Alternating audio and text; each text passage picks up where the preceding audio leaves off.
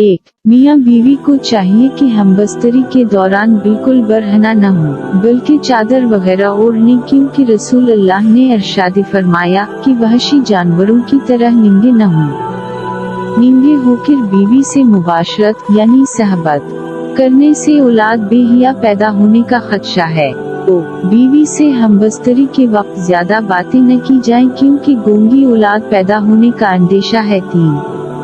खाविंद को अगर आहतलाम हवा हो तो वो बगैर गस्ल किए अपनी बीवी से सहबत न करे, ऐसा करने से देवाना या बखील औलाद पैदा होने का अंदेशा है।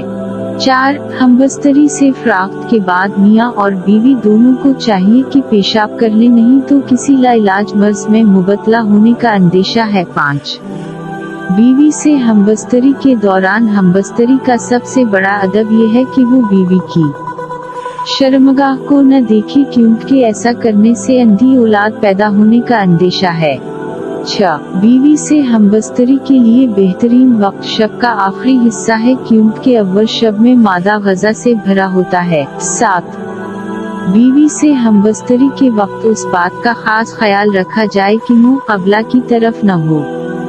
8. बीवी से मजामत और क़ुर्बत के बाद अपने आज़्व को धो लेना चाहिए, उससे बदन तंदुरुस्त रहता है, लेकिन याद रहे कि मुबाशरत के अमदफूरी बाद ठंडे पानी से न धोया जाए, क्योंकि उससे बखाड़ा बनने का अंदेशा है। 9. बीवी से हमबस्तरी से फरागत के बाद अपने बदन को नजास्त से धोकर साफ कर लें और वजू कर लें। बेहतर है कि जमा के बाद जल्द अज जल्द गस्ल कर लिया जाए, लेकिन अगर कोई मजबूरी हो या आखिर शब में दोबारा हमबस्तरी का इरादा हो तो कम अज कम फौर वजू कर लेना चाहिए। 10.